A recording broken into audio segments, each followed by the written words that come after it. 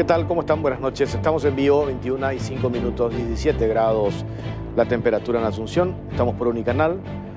En este capítulo de La Caja Negra, la justicia debe castigar a responsables de la rapiña en la era Mario Abdo Benítez. Tenemos un material que hemos preparado sobre el desfalco criminal, serios indicios de corrupción en la administración anterior. Esto tiene que ver con el informe de la Contraloría General de la República, que halló varias irregularidades en instituciones dependientes del Poder Ejecutivo. Antes de dejar el poder, el gobierno de Mario Abdo Benítez liquidó, entre comillas, las arcas del Estado. Y nosotros agarramos este informe de la Contraloría General de la República, lo hemos clasificado, desmenuzamos lo que nos pareció la producción periodística, lo más importante, y lo vamos a exponer esta noche. Y lo otro, lo que está pasando en el Instituto de Previsión Social, el IPS. Va a estar con nosotros Luis Cardoso, el gerente de Administración y Finanzas del Instituto de Previsión Social. Sideral rapiña en la era Abdo. Vamos a mostrar los rostros de los saqueadores del Instituto de Previsión Social. Estamos hablando de una calamitosa situación financiera que hoy explota y que las actuales autoridades de la previsional tienen que solucionar lo más rápido posible. Hablábamos esta mañana con el gerente de salud del IPS, con el doctor Carlos Morínigo. Nos dijo que no van a suspender las licitaciones que tengan que ver con insumos básicos, medicamentos, insumos para los asegurados, porque había un temor de que eso suceda, de que por las denuncias de corrupción que afectaron a la administración anterior, la administración de Vicente Battaglia, tuvieron que, algunos plantearon, miembros del Consejo, parar todas las licitaciones. Y si eso hacen las autoridades, eso podría generar un serio problema en lo que respecta a la provisión de insumos y medicamentos para los asegurados. Nosotros recibimos prácticamente todos los días denuncias de asegurados del Instituto de Previsión Social que tienen que comprar los insumos, medicamentos de su bolsillo. Hoy hubo sesión del Consejo del Instituto de Previsión Social. Allí tomaron la decisión de que no van a frenar las licitaciones en lo que respecta a los medicamentos e insumos para que los asegurados no pasen por ese drama. Y también vamos a hablar, va a estar con nosotros Tomás Cáceres, es el director general de asesoría jurídica del Ministerio de Urbanismo. Un modus operandi que en gobiernos anteriores les resultó a caudillos, en este caso un caudillo identificado con el Partido Liberal Radical Auténtico, el equipo del ex candidato a la presidencia de la República, Efraín Alegre, aparece liderando una movilización frente a la institución, al Ministerio de Urbanismo, con una intención de apretar al actual ministro del MUF para la obtención de viviendas sociales. Hay una denuncia en relación a estos caudillos que ya se presentó ante el Ministerio Público y vamos a mostrar los antecedentes. ¿Quiénes son? También los rostros de estos líderes que han utilizado siempre este mecanismo del chantaje, la extorsión, el apriete a las autoridades en el Ministerio de Urbanismo para obtener para sus grupos que van rotando, entre paréntesis, las viviendas sociales. Y vamos a arrancar con este tema. Ya está con nosotros Óscar Pereira, el viceministro de Seguridad Interna del Ministerio del Interior. Tenemos dos informes. Uno de ellos, los asaltos que van en aumento. Hay datos que vamos a corroborar, datos que tenemos nosotros del funcionamiento del sistema 911 y datos que tiene el viceministro de Seguridad Interna, lo que respecta al funcionamiento de las cámaras del sistema 911. No funcionan pese a millonarios contratos que se dieron en la administración anterior, desde Juan Ernesto Villamayor, Arnaldo Yucio, incluso Federico González. Y aparece, y arrancamos con este informe, una empresa mimada que prácticamente ha monopolizado los contratos de seguridad e inteligencia en el gobierno anterior. Arrancamos con este informe y a la vuelta es un tema tan sensible que tiene que ver, veíamos los casos de violencia que se dan, que se siguen dando y necesitamos respuestas ya inmediatas. Una de las herramientas es que funcionen las cámaras del sistema 911. ¿Qué es lo que pasa con este sistema? Que no están funcionando esas cámaras, a pesar de que se tienen contratos activos y que tiene que cumplir la empresa que ha sido beneficiada con las licitaciones y las adjudicaciones. Arrancamos con este informe.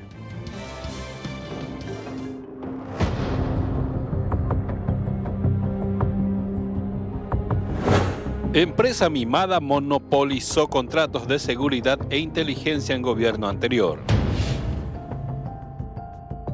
Durante la administración de Mario Abdo Benítez, fue recurrente la preferencia en el Ministerio del Interior y sus distintas dependencias hacia una empresa para contratar los servicios en materia de seguridad e inteligencia. En los 5 años del gobierno anterior, una firma ligó $7.5 millones. Una de las elegidas fue TSB del Paraguay SRL, cuyos representantes son Jorge Yure Bikov y Pablo Enrique Salinas Bonfim.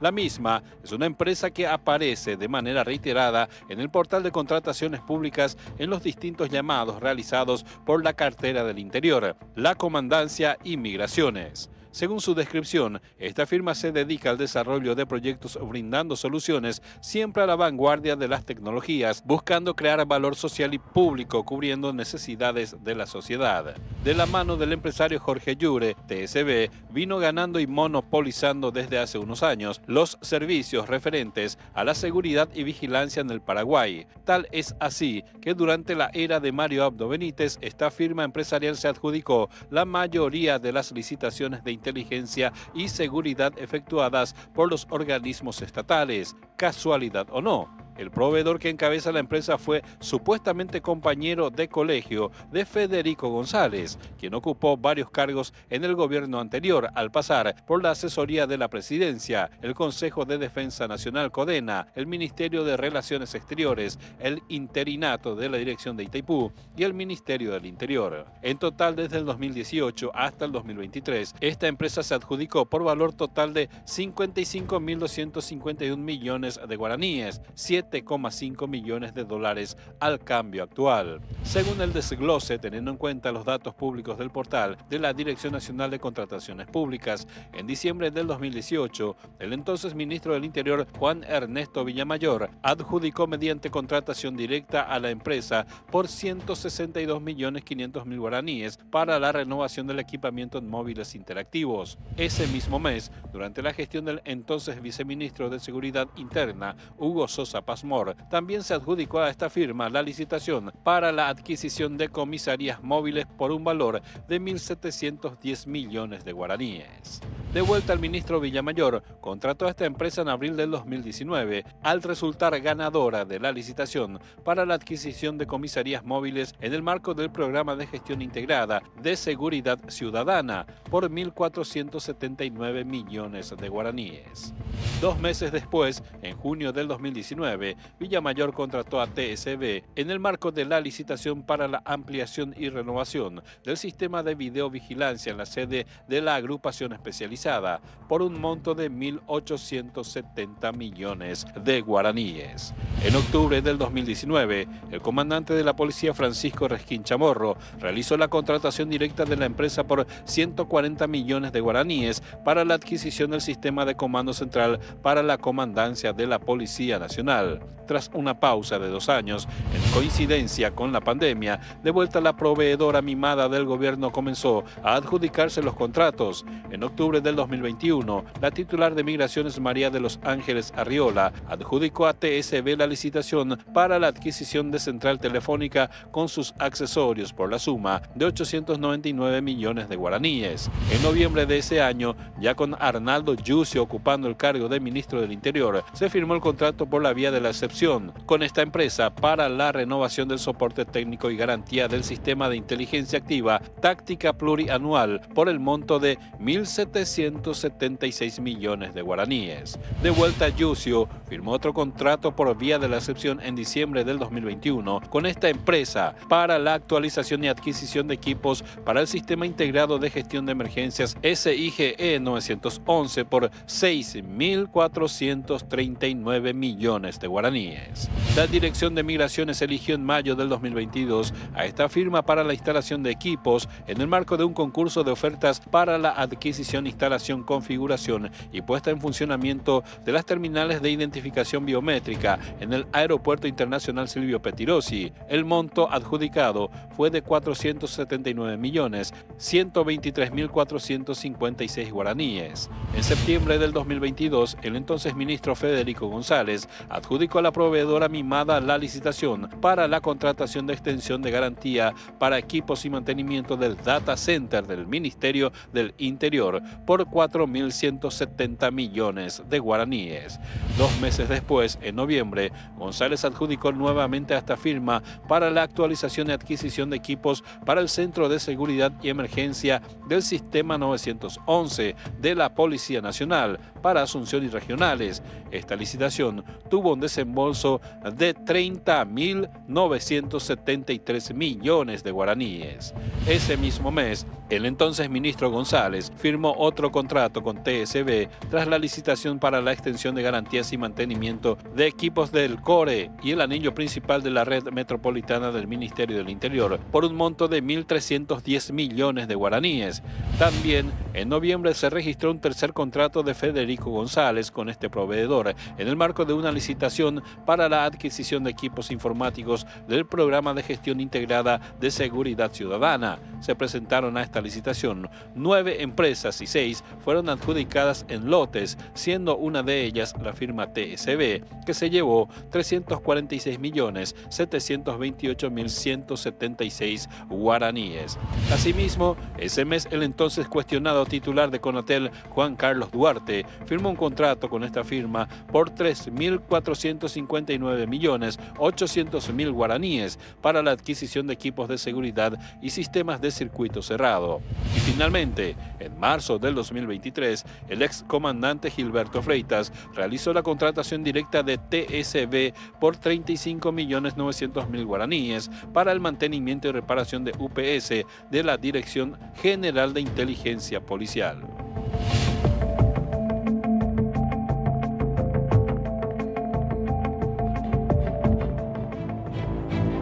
Bueno, ahí está. Este es el informe en relación a esta empresa.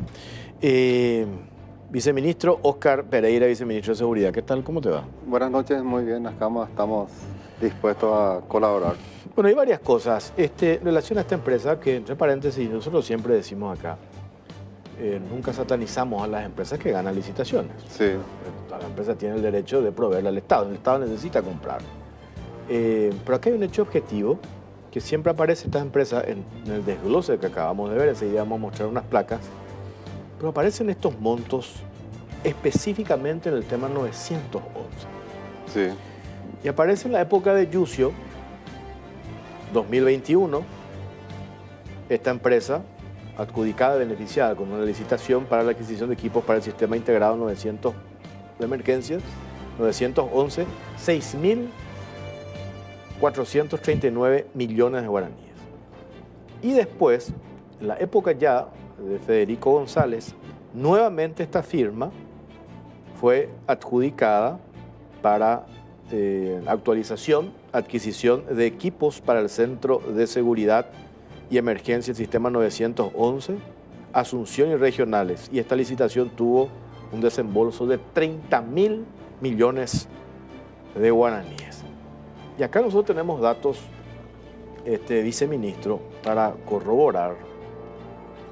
Nosotros nos dicen que el 60% de las cámaras del sistema 911, a pesar de que se tiene un contrato activo, pagado al día, 60% no funciona. Eso es así, viceministro. Tenemos un número muy elevado de cámaras que no están funcionando, ¿verdad?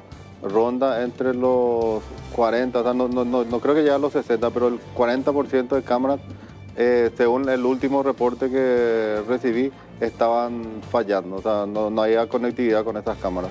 ¿Cuántas cámaras hoy tiene el sistema 911? A nivel nacional hay 1.743 cámaras. El dato que ustedes tienen. Sí, a la fecha de hoy, sí. De esas 1.400, 1.743. 1.743, el 40% no funciona. No están con conectividad, no están funcionando. Entonces quiere decir casi más de 600 cámaras que no están Aproximadamente esa cantidad están sin conectividad. sin conectividad. Sí, O sea, quiere decir, igual nosotros tenemos datos sí, de un sistema que se llama el sistema, a ver, acá tengo el detalle, Nagios, que es un sistema interno que nos hablan del 60%. sí, Nosotros hablamos con quienes, con la fuente con la fuente, sí. que nos pasó esta información y nos mostró este sistema Nagios, del sistema de funcionamiento 911. Y nos dicen 60%. 60%, sí. El informe que yo tuve antes de venir era 40, viceministro, sí. 1.743 cámaras instaladas, igual. El número es elevadísimo. Sí, eso es innegable. Y hay un contrato activo de adjudicación y mantenimiento. Explícanos cómo. El último puede ser contrato eso. firmado fue de diciembre de 2022. Nosotros o sea, no es justificación, ¿verdad? Pero el 15 de agosto asumimos, ¿verdad? Sí. Y la primera medida que tomó el ministro es ponerse en correcto conocimiento de todo lo que está ocurriendo acerca de las inversiones y las deudas que tenemos pendientes, ¿verdad? Y dentro de ese análisis vimos que hay están estos errores, ¿verdad? Y estamos iniciando los procesos de evaluación de la empresa, ¿verdad? Vemos qué medidas podemos tomar y de acuerdo a las condiciones del contrato. Están trabajando los asesores jurídicos con relación a ese tema. Los montos son muy altos del contrato. De los contratos. De los contratos sí, estamos hablando. Que ya fueron en administraciones anteriores ya. Absolutamente. Sí. Administraciones anteriores. Sí. Eso está categoría. Sí. Diciembre del 2022. Exactamente. 30.000 millones de guaraníes. Y hay un lote que no fue adjudicado, un tercer lote que no fue adjudicado que está pendiente. Sí. Está pendiente, pero de esto que fue adjudicado, estos 30.000 millones, nosotros entramos, acá tengo en detalle, ¿verdad qué dice ministro? Acá tengo en detalle el contrato y contempla el mantenimiento. Es el título lo del servicio, sí. Completa el mantenimiento. Sí. Por eso nosotros decimos que... Actualización y adquisición de equipos. Actualizaciones y mantenimiento. Actualizaciones y mantenimiento. Sí. Supongo yo que la empresa, que entre paréntesis, si quieren hacer uso de su derecho a réplica, lo pueden hacer el próximo martes, como siempre lo hacemos, sin ningún inconveniente, pues tienen que dar una explicación. Justamente. No con nosotros, con ustedes. Sí. Porque hoy hay lo hemos escuchado en reiteradas ocasiones al ministro del Interior insistir y con justa razón a hacer frente a la inseguridad, los motochorros. Esta mañana acá en el canal estaban mostrando un video, un caso que ocurrió en un barrio de Asunción, del caso motochorro, y nosotros, nos decía el Enrique Riera, vamos a trabajar para fortalecer el sistema 911 y que no queden más zonas descubiertas. Pero de 1.400, de 1.743 cámaras, según ustedes, oficialmente ustedes, nosotros tenemos otro dato, Sí. 40% de COI. No están con conectividad. Entonces, ¿cómo vamos a combatir, verdad? Me parece que esta es una urgente, entre todas las prioridades que tienen, pues este terrible de problema, entre todas las prioridades que tienen, Evaluar este contrato, analizar y evaluar este contrato y la gestión de la empresa. esta es una, ¿verdad? Sí. A lo mejor la empresa tiene su argumento, su justificación, ponerle, ¿verdad? Sí. Pero lo que a nosotros nos muestran acá, en esta adjudicación, es que estos están, ni siquiera le tienen, hay deudas pendientes, me dicen a mí. Y está el compromiso de esta empresa que se adjudicó 30.000 millones de guaraníes para la instalación y el mantenimiento, y sin embargo las cámaras no funcionan, ¿verdad? Entonces me parece que el informe vamos a requerir a la empresa para ver cuál es su informe técnico, ¿verdad? Y de acuerdo a eso, dar intervención a la asesoría jurídica para tomar medidas si hay una afectación al contrato. Eso tiene que hacer. Ese es el compromiso, sí. Eso tienen que hacer. Nosotros tenemos otro informe, a ver, esto que tiene que ver con asaltos que van en aumento y las cámaras 911 que no funcionan pese a los millonarios contratos.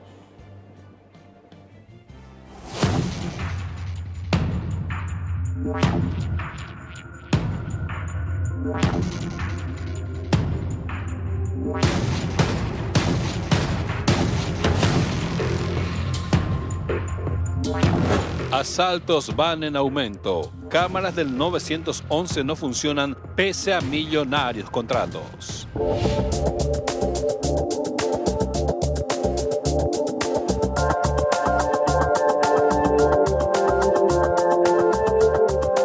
El gobierno saliente de Mario Abdo Benítez dejó al sistema 911 con la mitad de sus cámaras de videovigilancia sin funcionar, pese a que se destinaron casi 40.000 millones de guaraníes a una empresa para el mantenimiento en los últimos 2 años. La cobertura del control del sistema 911 mediante la verificación de cámaras ubicadas en puntos estratégicos permitirá mitigar la ola de inseguridad que se vive en las calles. Sin embargo, para la administración anterior esto no fue una prioridad y descuidó este aspecto al punto de dejar la mitad de esas cámaras sin funcionar. Esta terrible situación se dio pese a que en los últimos años el Estado paraguayo pagó millonarios montos en concepto de servicio de mantenimiento de soporte técnico de las cámaras del 911. A finales del año pasado, el comisario Rafael González, jefe del sistema 911, confirmó que de 1.500 cámaras hace mucho tiempo dejaron de funcionar 800 de ellas. De acuerdo con los reportes de diciembre del 2021 a septiembre del 2022, se perdió más de la mitad de estas herramientas de videovigilancia. Según informes dados a conocer por la policía, en diciembre del 2021 el sistema de vigilancia contaba con 661 cámaras en conexión y 786 sin conexión, en tanto que para septiembre del 2022 solo quedaron 640 cámaras instaladas en total, de las cuales únicamente 511 estaban en conexión. Esta falta de mantenimiento persiste desde el 2021 hasta la fecha. Se creería que ante la ola de inseguridad que iba escalando a pasos agigantados, el gobierno de Mario Abdo Benítez iba a enfocar el combate a la criminalidad como el uso de la videovigilancia, al ser una herramienta para investigar y esclarecer los hechos delictivos. Lo que sí fue un hecho es que se desembolsaron millones en licitaciones efectuadas por el Ministerio del Interior para el mantenimiento de las cámaras, situación que en la práctica no se concretó. En diciembre del 2022, el Ministerio del Interior realizó la licitación para la actualización y adquisición de equipos para el Centro de Seguridad y Emergencias del Sistema 911 de la Policía Nacional para Asunción y regionales,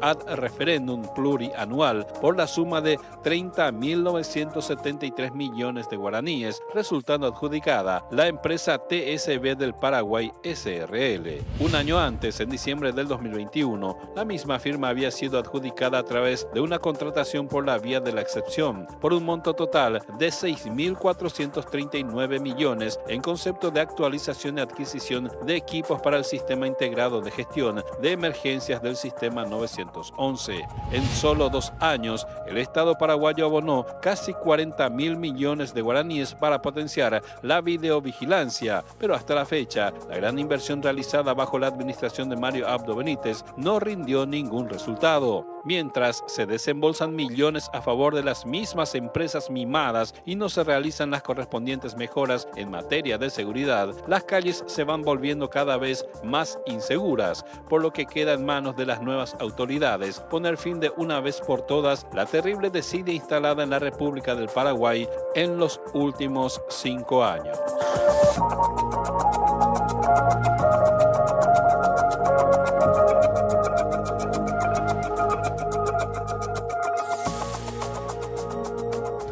Ahí está este otro dato corroborando también estas cifras, ¿verdad? Que son tanto precisas con lo que ustedes oficialmente recogieron. Sí, es realmente lo que recibimos en el Ministerio del Interior desde el 15 de agosto y estamos justamente evaluando.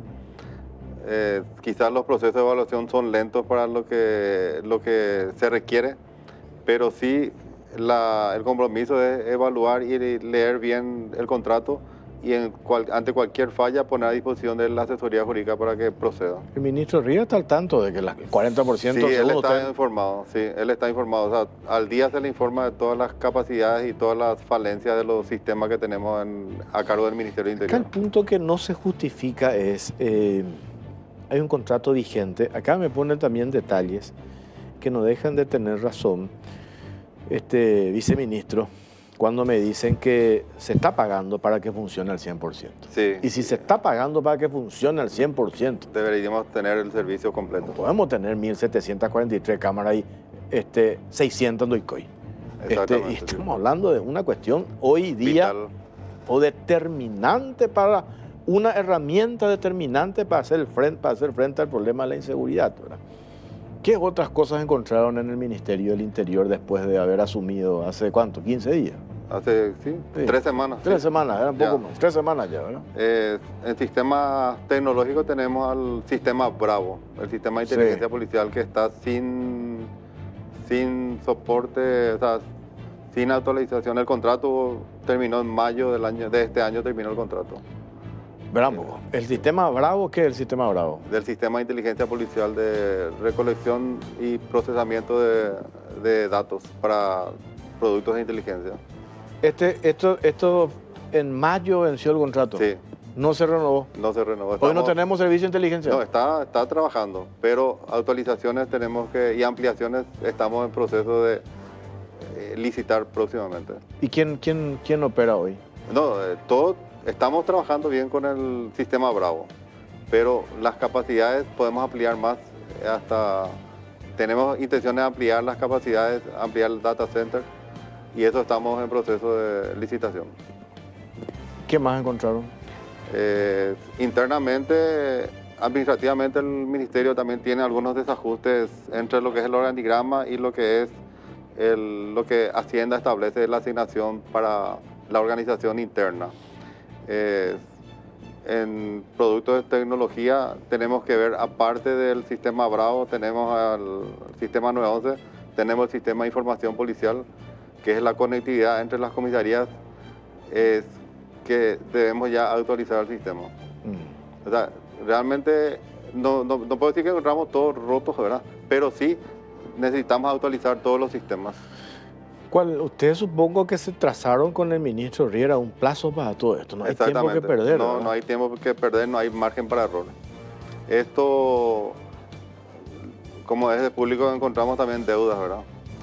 Y tenemos que cubrir las deudas para comprometernos para otros procesos de adquisiciones. Eso está previsto en un pedido de ampliación presupuestaria que se está en proceso ante el Ministerio de Hacienda. Realmente el Ministerio tiene $10 millones más de presupuesto anual. Queremos cubrir las deudas y aumentar el presupuesto del Ministerio del Interior. ¿Ya tienen plata para comprar las motos para el lince? Tenemos un proyecto de donación de la Embajada de Taiwán. Que va a proveer las motos. ¿Cuándo no Taiwán? Sí, realmente sí. Tenemos el compromiso de Taiwán de proveernos 600 motos para fin de año. ¿Y cómo van a hacer con el tema de las tobilleras que está tan en auge ahora por razones justificadas, ¿verdad? Los casos de feminicidio que hemos visto en las últimas 2 semanas. ¿Cómo van a hacer eso? Mañana se va a llevar a cabo una reunión en el Ministerio del Interior donde van a estar todas las instituciones responsables de la implementación. Ya estamos en los procesos finales de la reglamentación. Esa reglamentación va a salir por decreto y vamos a estudiar, como digo yo, o sea, cada palabra, punto y coma, para que posteriormente no haya ningún error al lanzamiento. Una vez que se apruebe la reglamentación, vamos a determinar, justamente en la reunión de mañana, el proceso de adquisición de las tobilleras. ¿Quién va a hacer el llamado? Si se hace por leasing, ¿cuál va a ser la institución? Lo más conveniente, estamos estudiando, va a ser el leasing. Eso es lo más conveniente. Entiendo el sistema. Lo más conveniente sería se va a determinar si va a ser el Ministerio de Justicia, Ministerio Eso no se definió todavía. No, eso mañana se va a definir. Mañana se define. Lo que sí que dentro de toda la parte administrativa, sí vamos a contar con la Policía Nacional, que va a ser la unidad, o sea, va a crear una unidad de respuesta inmediata ante esos pedidos de alarma de las tobilleras. Si yo soy Ministro Riera, mañana mismo le llamo a esta empresa y le pregunto, acá no hay un contrato, Sí. 30.000 millones de guaraníes, adjudicación, mantenimiento y nuestras cámaras no funcionan. Mañana mismo a las 7 de la mañana tienen que estar los, me parece, ¿verdad? Así será, así el ministro estará viendo y va a tomar esa determinación. Pero no es una cuestión que nosotros hacemos, sino ustedes también corroboraron, ¿verdad? Datos oficiales del 40%. Como le digo, está nomás el proceso de leer los contratos, recibir el informe técnico y luego tomar las medidas, así sin ser bien racionalmente tomar las medidas que correspondan. Le vamos a llamar otra vez la próxima semana a hacerle seguimiento a este tema. Vamos ¿verdad? a darle respuesta. Perfecto. Señor, sin problema. Viceministro, gracias por su tiempo, muy amable. A las órdenes siempre. Muchas gracias. Viceministro de Seguridad, Óscar Pereira, estaba con nosotros. Hacemos una pausa.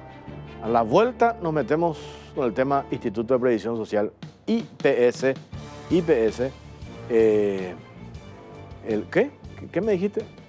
Ah, perdón, Ministerio de Vivienda también, ¿verdad? Ministerio de Vivienda, claro. Ese es el segundo tema. Después nos vamos con el tema del IPS. Bueno, hacemos una pausa. Venimos enseguida. Segundo tema, habíamos anunciado qué es lo que pasa en el Ministerio de Urbanismo. Una movilización que se había hecho la semana pasada. Y nos estaban contando que hay un modus operandi que se da o que se dio en diferentes administraciones. Los considerados caudillos, líderes, supuestos líderes sin techos, que se aprovechan de una situación de vulnerabilidad de sectores que están en los asentamientos y hacen presiones, aprietes a los ministros de turno en el Ministerio de Urbanismo. ¿Para qué? Para obtener viviendas sociales. Y hay un caso puntual que vamos a mostrar en este informe y a la vuelta vamos a hablar con el asesor jurídico, con el director jurídico general y notarial del Ministerio de Urbanismo, con el doctor Tomás Cáceres. ¿Qué es lo que dice en este informe? Un caudillo, referente del Partido Liberal Radical Auténtico, vinculado a un ex candidato a la presidencia de la República de la oposición, que lidera este apriete, entre comillas, para acceder a viviendas sociales. Veamos el informe.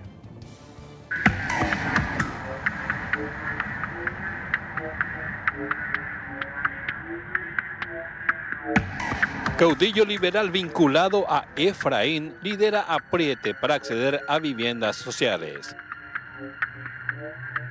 Pulciano Sánchez y Osvaldo Cortesi, quienes se autodefinen como dirigentes sociales y están ligados al reclamo de viviendas sociales, cuentan con sendos antecedentes penales. Ambos están enmarcados actualmente en una persecución contra el Ministerio de Urbanismo, Vivienda y Hábitat, a raíz de los controles que se están implementando en la institución, lo cual les haría perder el jugoso negocio que tenían durante el gobierno anterior. Los mismos integran la denominada Coordinadora Multisectorial, la cual realiza movilizaciones frente al Ministerio del Urbanismo, Vivienda y Hábitat como una forma de presionar a las nuevas autoridades y así seguir con sus jugosos negocios. La cuestión de fondo que motiva a estos supuestos dirigentes sociales a convocar protestas es el negocio detrás de la construcción de viviendas sociales a través del programa Fonavis del Ministerio de Urbanismo. Cabe recordar que dicho programa permite las transferencias directas a organizaciones que prestan servicios de asistencia técnica y tienen a su cargo la selección de las constructoras que realizarán las obras. Estos dirigentes estarían buscando la forma de seguir con su lucrativa actividad, incluso a través de prácticas fraudulentas. En ese sentido, días atrás el ministro de la Vivienda, Juan Carlos Baruja, presentó una denuncia ante la Fiscalía contra Pulciano Sánchez por el hecho punible de producción mediata de documentos públicos de contenido falso. Según se pudo detectar tras un cruzamiento de datos, Sánchez, quien presentó su solicitud de ingreso en el registro de constructoras ante el Ministerio de Urbanismo, había adjuntado un certificado de antecedentes policiales adulterado, ya que no aparecían sus antecedentes penales. Este supuesto dirigente social posee antecedentes por invasión de inmueble ajeno, tras estar ligado a ocupaciones ilegales. Asimismo, también fue acusado por la sobrefacturación en la compra de tierras y violación del reglamento del programa de regularización de asentamientos. Los datos refieren que fue denunciado en el año 2017 billete por los autodenominados sin techos, por lucrar a costa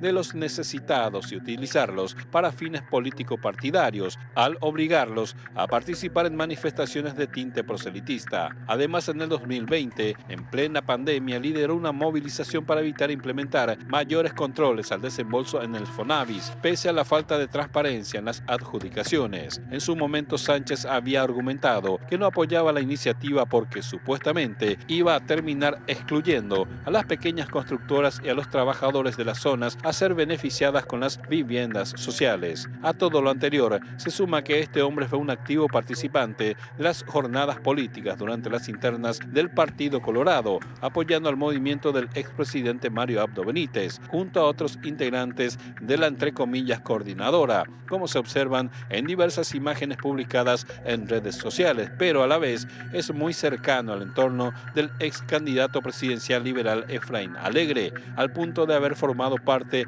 de los candidatos a diputados del movimiento Paraguay Alegre para las elecciones del 2013. Otra cuestionada figura. Por su parte, Osvaldo Cortesi es un conocido dirigente sin tierra, entre comillas, que también llegó a ser imputado en el año 2021 por invasión de inmueble tras irregularidades en la compra de propiedades en la compañía Valle Cané de Itagua. Así también posee antecedentes penales por perturbación a la paz pública en el año 2019 y robo en el 2020, llegando a recibir como medida restrictiva la prohibición de salir del país. Su hermano Edgar Isabelino Cortesi también llegó a ser acusado de robo por la nuera del ex intendente de J. Augusto Saldívar, Daniel Báez. Tanto Sánchez como Cortesi buscan presionar al nuevo gobierno para no perder su lucrativo negocio que fue consolidándose en el gobierno de Mario Abdo Benítez.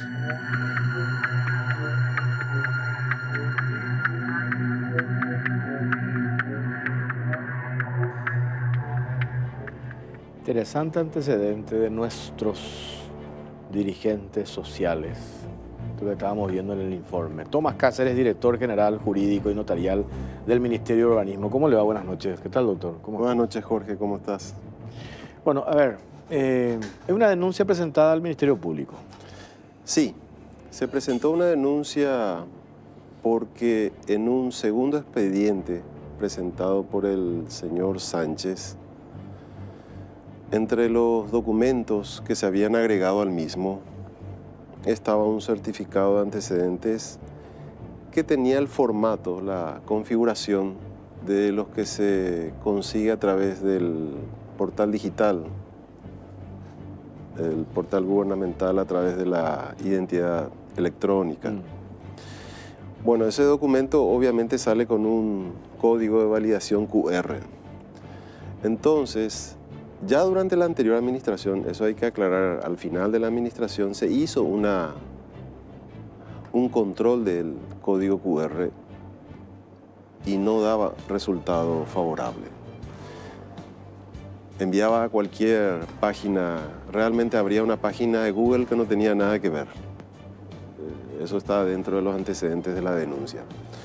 A partir de ahí, la Dirección Jurídica Notarial del Ministerio envía un pedido de aclaración al MITIC, como es el administrador de ese portal. De esa plataforma, sí, del portal.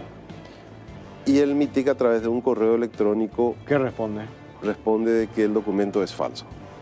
Es falso. Es falso, que no corresponde a su plataforma ese documento. El certificado de antecedentes. Certificado de antecedentes.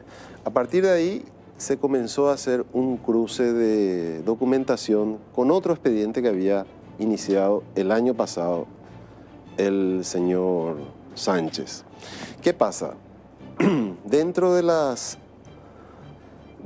estamentos en que se presentan las organizaciones sociales, por un lado están las llamadas SAT. Son los servicios de asistencia técnica que normalmente son las que trabajan o esencialmente trabajan dentro del programa del Fondo de Vivienda Social Fonavis. Fonavis, sí. ¿Qué es el SAT? Para que, digamos, la audiencia pueda entender mal y rápido. Es un grupo de personas que se unen, a veces formando una persona jurídica, a veces encabezada por una persona, en donde sirven de intermediario entre un colectivo de personas que requieren solucionar el problema social de la vivienda, intermedia con el ministerio y a la vez consigue también una empresa constructora. Entonces, un articulador de esas necesidades. El ministerio ya hace tiempo estableció los requisitos para poder registrarse como SAT, de tal forma que recibe recursos del ministerio para poder llevar esos proyectos. Esos recursos están destinados a solventar el proyecto, en gran medida la construcción de viviendas y otras necesidades colaterales que implican esos proyectos. El señor Sánchez está registrado como SAT en un expediente que fue habilitado el año pasado, en el año 2022, y donde había presentado también un certificado de antecedentes policiales, pero digamos el común, el que es expedido en papel por la Policía Nacional. Sí. Aparentemente, ese certificado pasó, digamos, el control porque ante un control rápido entre tantos documentos no llamaba la atención. Luego, este año, el señor Sánchez plantea también presentarse como una empresa constructora. Es decir, tener los dos roles, ser SAT y ser una empresa constructora, lo cual no está prohibido siempre que no sea dentro del mismo proyecto. Y es en ese expediente donde solicita su reconocimiento como empresa constructora que presenta el documento adulterado, expedido por la plataforma. Claro, a ver, para entender un poco, ¿qué es lo que hace hoy la nueva administración del Ministerio de Urbanismo? Está mejorando, o no sé cómo llamarlo, los controles para esto que acabaste de explicar, lo que es este sistema SAT, ¿verdad? Entonces, en un control mucho más riguroso, que es lo que corresponde, saltan estas cuestiones. Al saltar estas cuestiones, estos denominados dirigentes que están inscriptos, sociales, que están inscriptos en ese sistema para eso que acabas de mencionar, hoy reaccionan y arrancaron, ¿qué cosa? Una campaña hacia la actual administración del Ministerio de Urbanismo. ¿Es así? Es así. Realmente la campaña no tiene mucho sentido porque la administración acaba de entrar. Claro, pero tienen estas personas, este doctor, porque estábamos mirando cuando preparamos el material, tienen la particularidad de que les responde un grupo de gente. Sí. Con falsas promesas, no sé con qué motivaciones, falsas promesas, digo porque estábamos mirando en los antecedentes, le dice, nosotros vamos a encargarnos y le vamos a conseguir sus viviendas sociales. Pero yo voy a ser el promotor, yo voy a ser el que les va a conseguir, pero ahora necesitamos que me acompañen a las 9 de la mañana frente al Ministerio de Urbanismo, tenemos que presionarle al que está al frente de ese ministerio. Entonces, sí.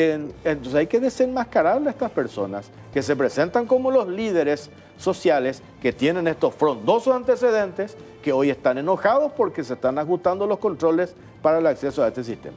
De hecho, en el video de presentación del tema, habías mencionado denuncias de ocupantes o porque se les quiere cobrar o porque son presionados, extorsionados, etc. Algunas de esas denuncias, de acuerdo a los antecedentes que pudimos ver en el material que fuimos recopilando, son presentadas ante el MUF. Lo que ocurre es que normalmente ya escapa al ámbito de competencia del ministerio propiamente dicho cuando es una extorsión que recibe un particular. Claro. Ahora bien, dentro de esos materiales los propios denunciantes agregaron, por ejemplo, panfletos en donde había casi un modus operandi similar al actual. Por ejemplo, había panfletos para exigir la renuncia del anterior ministro, sí, del doctor Carlos Pereira. Carlos Pereira. Entonces, es un modus operandi que se va repitiendo para tratar de...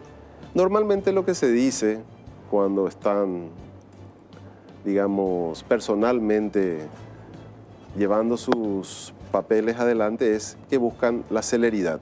Pero claro, muchas veces la celeridad va en detrimento de un control más riguroso de la documentación. Absolutamente. Acá me pasan más datos de estas personas, ¿verdad?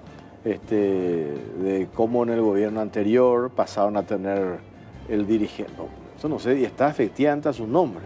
Vamos a poner un poco, te voy a pasar, Cintia, a ver si podemos poner esto que me envían. Está el nombre del registro del automotor como este dirigente social. Por supuesto, yo soy un defensor de las libertades y que todo ciudadano tiene derecho a progresar y a salir adelante, ¿verdad? Pero esto nomás es muy llamativo, este vehículo que está el nombre de este dirigente social. ¿Cómo hacen, verdad?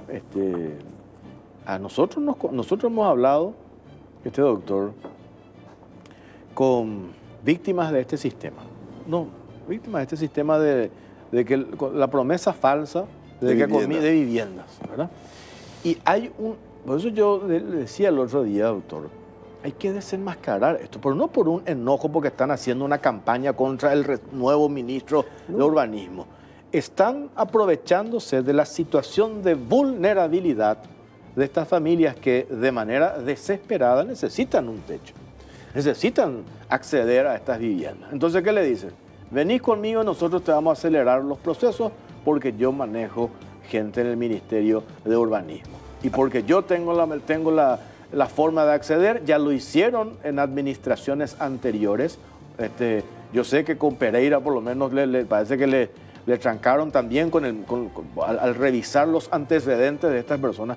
Pero hay que contar y hay que hacer esto que ustedes hicieron de la denuncia concreta y puntual ante el Ministerio Público.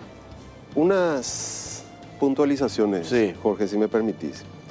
En primer lugar, el ministerio o la administración del ministro Baruja no es que se cierra a tener contactos con esta multisectorial.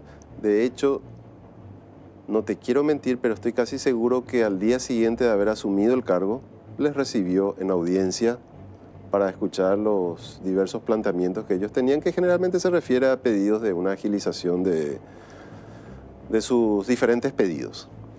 La mejor prueba de ello es de que la multisectorial, que está encabezado por este señor Sánchez, sí, tiene adjudicado aproximadamente 40 proyectos.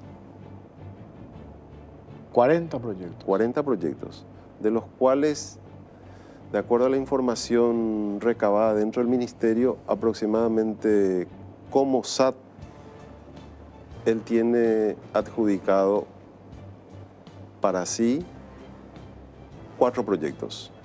Creo que 2 en el departamento de Canindeyú, 1 en el Chaco, en el distrito de Loma Plata, y otro en Capillibarí, en San Pedro. Es decir, no es de que la administración va a perseguir a la multisectorial, ni mucho menos, sino que sencillamente se van a mejorar los sistemas de control, tanto documental como de fiscalización de las obras y de cumplimiento, porque al final de cuentas, y eso es importante no perder de vista, Jorge, cuando estamos hablando de vivienda estamos hablando de derechos humanos. Así es. Es un concepto muy básico. Sí. Acá está, mira, esto que estamos viendo, Pulciano, Sánchez, y ahí muestra un poco el otro documento de automotores. A su nombre está este vehículo. ¿Cómo hacen estos dirigentes? Bueno, ahora entiendo, ¿verdad? ¿Cuántos proyectos han ganado en los últimos años, verdad? Bueno, lo que está a su nombre son 4, pero la multisectorial tiene 40. Casi 40. Casi 40. Prácticamente 40, si mal no recuerdo. Dentro de los datos que estuvimos recabando para la presentación de la denuncia. La denuncia es bastante simple en relación a que es una denuncia por producción mediata de documento de contenido falso y su utilización. Tiene un marco penal definido, está tipificado por la ley penal. Y bueno, va a depender ya del impulso fiscal. Creo que recibimos ya la notificación de la agente fiscal para la declaración ratificatoria. Vamos a agregar los documentos. En el expediente del año pasado, una vez que se detectó este certificado proveniente del portal público de documentos, se procedió a la verificación del expediente anterior del año pasado, donde él fue reconocido, fue habilitado como SAT. Y ahí se encontró el certificado físico, el que expide. Entonces, por una cuestión de prudencia, ya en los últimos días de la administración anterior, la dirección jurídica envió ese certificado para verificar su autenticidad. Y de acuerdo a las primeras reacciones de los oficiales de policía que inspeccionaron, decían de que también era falso. Pero decidieron dejar el documento para un peritaje interno dentro de la policía. Hicimos la entrega del documento bajo acta, que también fue presentado en la denuncia a la Fiscalía. Bueno, está, doctor. Esto supongo yo que va a tener su proceso. Tiene que tener su proceso, están todos los elementos. Prácticamente ustedes hicieron ya, la Fiscalía tiene que hacer esto que ustedes, corroborar esta documentación, mirar ese documento que ustedes recibieron de antecedentes policiales, preguntarle a la institución. Ese es un trabajo de la Fiscalía, ¿verdad? Pero esto hay que desenmascarar. No se puede, hay dos cosas acá. No se puede seguir recurriendo al apriete a las autoridades para beneficio particular, y por otro lado no se puede seguir utilizando al sector vulnerable, a las familias que desesperadamente necesitan acceder a las viviendas sociales para aprovechar esa situación, y estos pseudos dirigentes que se aprovechan de esto. Esto hay que desenmascarar, y este es un primer paso, me parece. Y lo otro, estos controles tienen que seguir, ¿verdad?, más rigurosos para evitar estos negocios que se estuvieron haciendo en las administraciones anteriores, y que todo esto sea de manera transparente. ¿Quiénes acceden a este sistema SAT que mencionaste? ¿En qué condiciones? Todo eso tiene que hacerse de manera transparente, que me parece que ese es el propósito de esta nueva administración. Es así, la intención es que los controles continúen, que aumenten, pero que aumenten en forma racional. Sí. ¿Qué significa esto? De que eso no implique un retardo en el procedimiento normal para que los proyectos puedan salir, porque ese es otro problema. Sí. Los proyectos deben continuar para que al final el ministerio pueda cumplir con el objetivo misional para el cual fue creado. En algunos medios veo, acá me pasan, dirigente dice que Baruja lo denunció para ubicar a operadores y anuncia protesta. O sea, esto forma parte de esta campaña de apriete, de presión de vuelta, ¿verdad? Supongo, ¿verdad? Como te estaba diciendo, dentro de los antecedentes que vimos en los expedientes, los propios denunciantes de extorsiones agregaban panfletos que también pedían la destitución del ministro anterior. Es un modus operandi un poco repetitivo. Totalmente, totalmente. Doctor, gracias por tu tiempo, muy amable. No, por favor. Hacemos una pausa a la vuelta, nos metemos al tema IPS, ya venimos. Tema Instituto de Previsión Social. Tenemos, cierto, tengo que agradecer a Gilardini. Muchas gracias, Gilardini, por el traje de esta noche. Como siempre, generosos con nosotros para la vestimenta. Gracias a Gilardini. Bueno, ahora sí. Tema IPS. Sideral rapiña en la era de Mario Abdo Benítez. Nosotros vamos a mostrar ahora parte de lo que dice el informe de la Contraloría General de la República, la sombría situación financiera del IPS. A ver.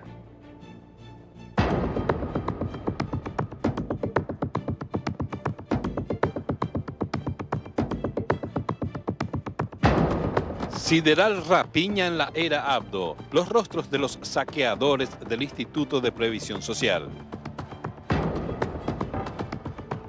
Durante la administración de Mario Abdo Benítez, el Instituto de Previsión Social, IPS, se vio sumido en la miseria y la corrupción, con figuras sumamente cuestionadas que ahora están en la mira por la aparente monumental rapiña que se concretó en los últimos años. Este criminal desfalco debe ser investigado por la justicia. Un minucioso informe de la Contraloría, dado a conocer la semana anterior, expone serios indicios de corrupción en la previsional durante el 2022 y el 2023. En ese periodo, la principal cabeza de la institución fue Vicente Bataglia, quien asumió en marzo del 2021 como el titular del IPS en reemplazo de Andrés Manuel Gubetich y estuvo hasta darse el cambio de gobierno en agosto pasado. Desde el 2019, Battaglia integraba el Consejo Directivo de la Previsional al ser elegido como el representante del Ministerio de Salud, por lo que estuvo muy de cerca de las decisiones que se venían dando en la institución durante la era Abdo. El trabajo hecho por el organismo a cargo del Contralor Camilo Benítez y el Subcontralor Augusto Paiva dentro del Instituto de Previsión Social abarcó una inspección financiera, una auditoría de obras, una evaluación sobre la utilización de los combustibles y un escrutinio referente al pago de los proveedores. Entre los hallazgos más graves figura que la institución a cargo en ese entonces de Vicente Battaglia no contaba con los documentos de respaldo y de composición de los saldos pendientes de pago a proveedores de bienes y servicios por un monto de 1 billón de guaraníes. Esta irregularidad fue el descubrimiento más emblemático de la Contraloría e incluso ya derivó en una denuncia penal presentada por los legisladores de Encuentro Nacional, la senadora Katia González y el diputado Raúl Benítez ante la Fiscalía por lesión de confianza, estafa y asociación criminal.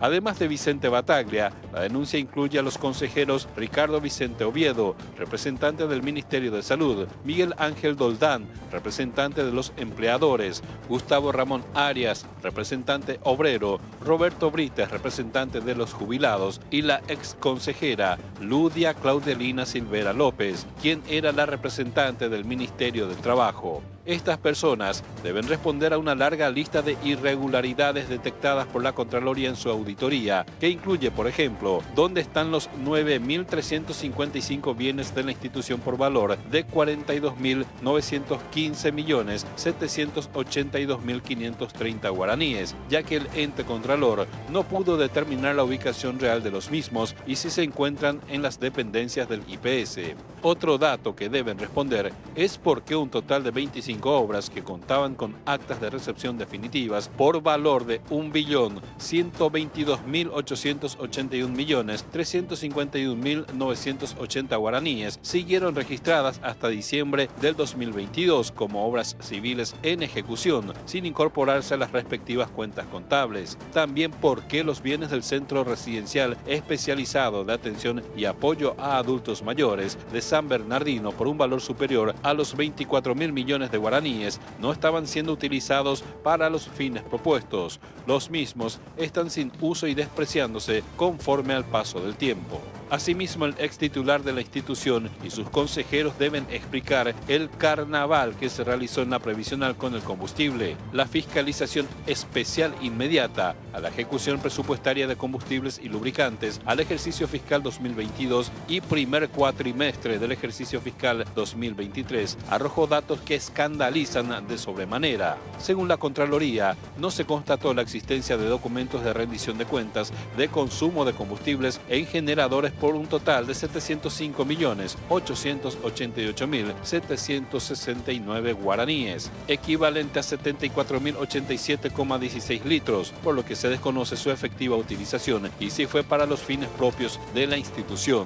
Se detectaron vehículos del IPS cuyos consumos de combustibles superaron el promedio por cada 100 kilómetros, cuya situación generó sobrecostos por kilómetros no recorridos por total de 947.543.368. No se evidenciaron 221 documentos de entrega de tarjetas magnéticas para consumo de combustible, activas durante el 2022 y el 2023, por un total de 765.300.000 guaraníes. Por ejemplo, se constató que en un solo día un funcionario realizó cargas en más de un vehículo del IPS en diferentes localidades del país y con tarjetas magnéticas asignadas a diferentes dependencias por un total de 1.059.412.815 guaraníes. A la anterior grosera irregularidad se constató también una diferencia por un total de 360.390.286 guaraníes entre el consumo total asignado por resolución y las cargas de combustibles realizadas entre noviembre del 2022 y enero del 2023, es decir, se cargó un monto mayor a lo que el directorio de la previsional había aprobado.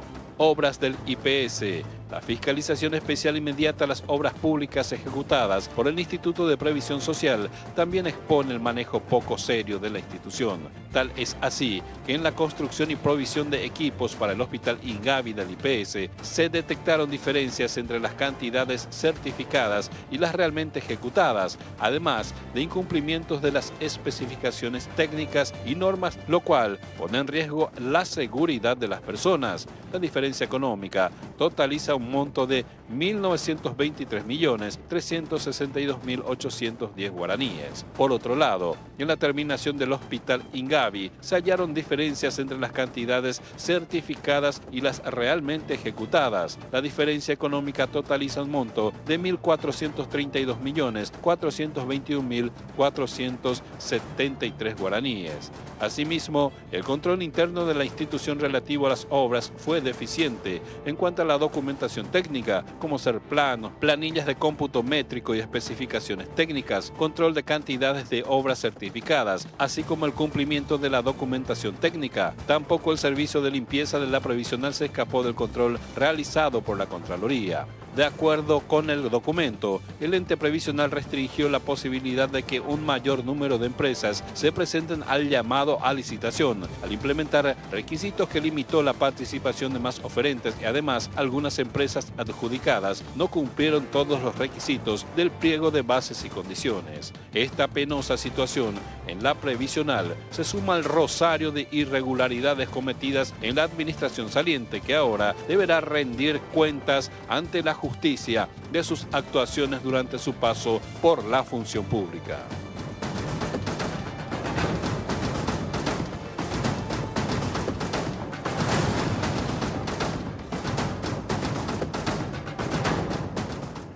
Bueno, ahí está lo que dice parte del informe de la Contraloría General de la República. Luis Cardoso está con nosotros, gerente de Administración y Finanzas del IPS. ¿Qué tal, Luis? ¿Cómo estás? Buenas noches, estimado don Jorge, a las órdenes. Muchas gracias por la oportunidad y el espacio. Bueno, ante esto que expuso la Contraloría, a mí me decían que hay otras cuestiones que se tienen que revisar. Es por ello que ustedes, porque escuché una entrevista que te hicieron esta mañana en Radio 1, dijiste, vamos a pedir también que intervenga la Auditoría General del Poder Ejecutivo. ¿Eso es así? Correcto. Hay que puntualizar que cuando asume el señor presidente del Consejo de Administración, el doctor Jorge Brites, pide a la Contraloría, como corresponde, y a la Auditoría General del Poder Ejecutivo, el corte administrativo. Pero también pide a la Auditoría General una auditoría especial dentro del Instituto de Previsión Social. En atención a que ya se venía manejando este tipo de informes dentro de toda la prensa, dentro de todo el desarrollo del conocimiento de la ciudadanía a través de los medios de prensa.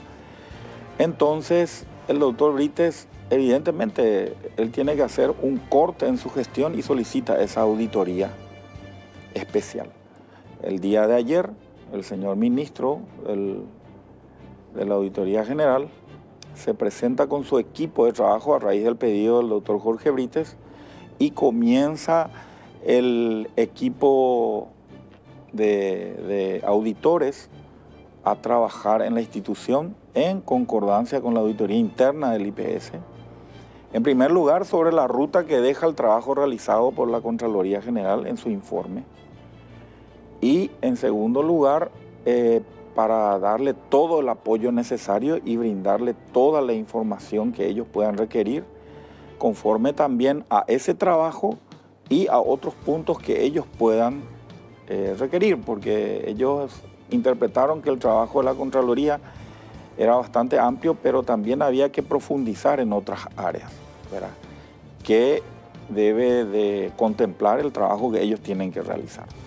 Entonces, amén a esa situación, el día viernes pasado, el presidente del Consejo, a través de la asesoría jurídica, también presentó en la Fiscalía General una presentación en calidad de denuncia con base a lo que presenta la Contraloría, para solicitar la investigación de todos estos hechos que son denunciados y que forman parte de una situación bastante comprometida a los intereses del IPS y que causa pena y un impacto muy fuerte en toda la sociedad, ¿verdad? Evidentemente está de por medio el patrimonio de la institución, nosotros tenemos que deslindar todo tipo de responsabilidades, buscar, puntualizar estos hechos, ver las documentaciones respaldatorias y evidentemente identificar las debilidades y los responsables si así los hubiere, ¿verdad? Acá hay varias cuestiones. Por un lado hay y con justa razón, ¿verdad?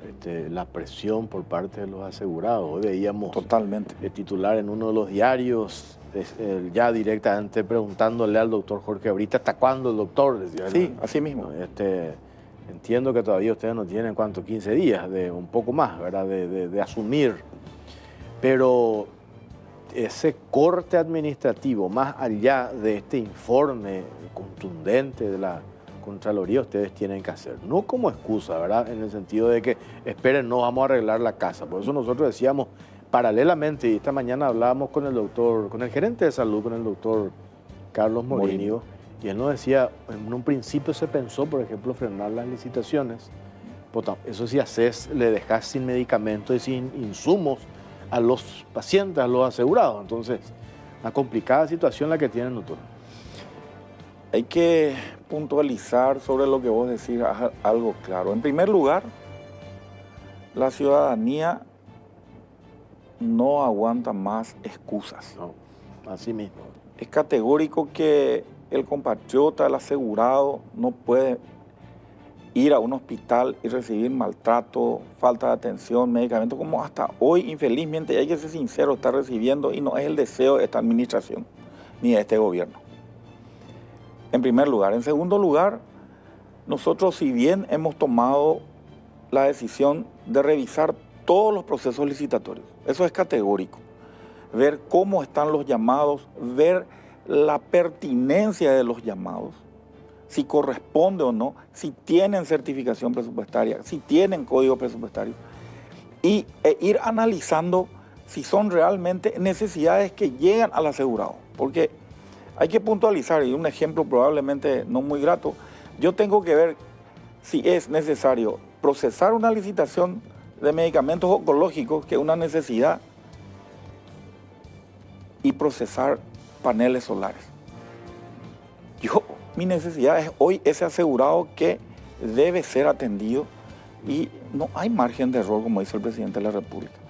Nosotros estamos tomando un compromiso de no perseguir a la gente. Ese no es un compromiso.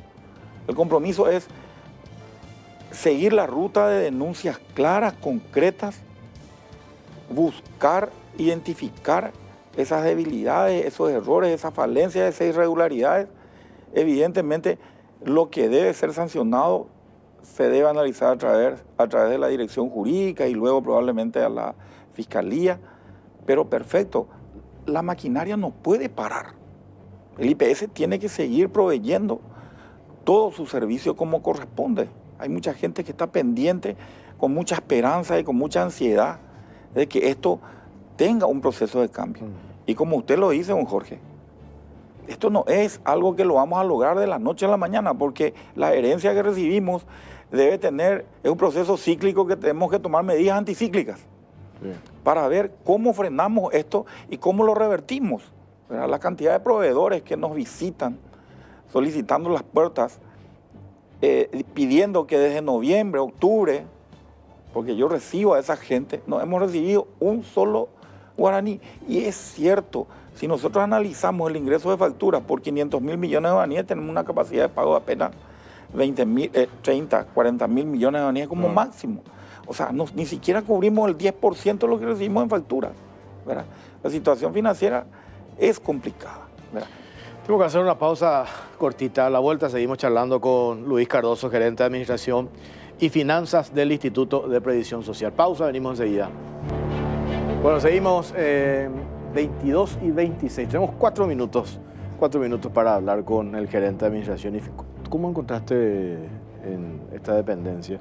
Pues ahí en el instituto, la gerencia de Administración y Finanzas es clave en el Instituto de Previsión Social. ¿Cómo encontraste? Hay que trabajar bastante para ordenar la casa. Se necesita un trabajo de todas las áreas. El compromiso es grande. La situación financiera no es la óptima. Hay que hacer adecuaciones y hay un compromiso por dejar un trabajo, un esfuerzo, pero también hay que tomar medidas, hay que analizar otras opciones. No hay que seguir haciendo lo mismo, hay que buscar hacerlo diferente. Estamos viendo opciones. La dinámica, el vorágine del día a día es terrible. Hay muchas necesidades y lo que menos tenemos es recursos. Hay que mejorar la calidad del gasto urgentemente. No hay otra situación que pueda ser manejada.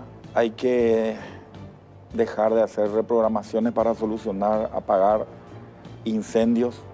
Evidentemente, la dinámica con la que se venía, hay que parar la pelota, pero sin afectar los intereses de los asegurados, de los genuinos asegurados que no pueden quedar sin medicamentos, no pueden quedar sin atención, no pueden quedar sin equipos.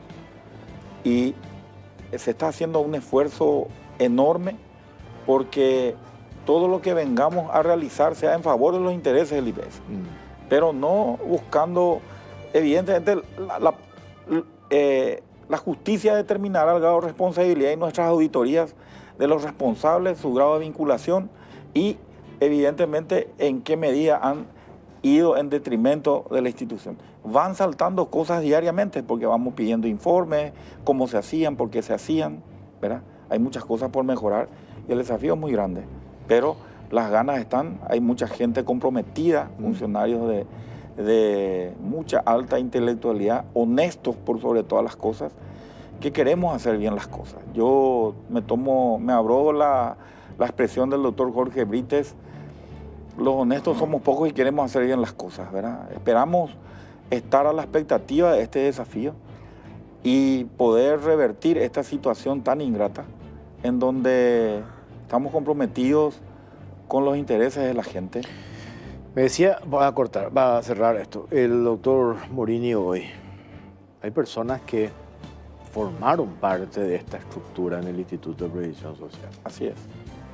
Y que hoy están allí todavía como pretendiendo acomodarse. Y él me ha dado cargo, y si esto me cuesta el cargo, bueno, me tengo que ir, dice. Pero por una cuestión ética, esas personas deberían por lo menos dar un paso al costado. Y ustedes, esta tarea que están teniendo ahí adentro, hay mucha gente que le va a poner obstáculos para avanzar en esta investigación. Porque este informe de Contraloría, después vamos a escuchar lo que investiga las conclusiones de la Auditoría General del Poder Ejecutivo. Esto no puede quedar así, Luis. Totalmente convencido. No puede, de ninguna manera. Estamos convencidos de que no debe ser así. Si el daño patrimonial está constituido, está verificado, y esto es así como está en todos los documentos, y evidentemente no estoy dudando del informe técnico de la Contraloría, al contrario, estamos para apoyar y certificar. No puede manosearse los intereses de tanta gente, el dinero de tanta gente, el esfuerzo de tanta gente. No puede ser. En esa línea estamos. Sí. Y ese es el deseo de atacar y trabajar sobre ello. Clarísimo. Doctor, gracias por tu tiempo. Muy amable. A ustedes, muy amable. Buenas noches. Nos vamos. Gracias por acompañarnos. Nos reencontramos el próximo martes, si Dios quiere. Buenas noches.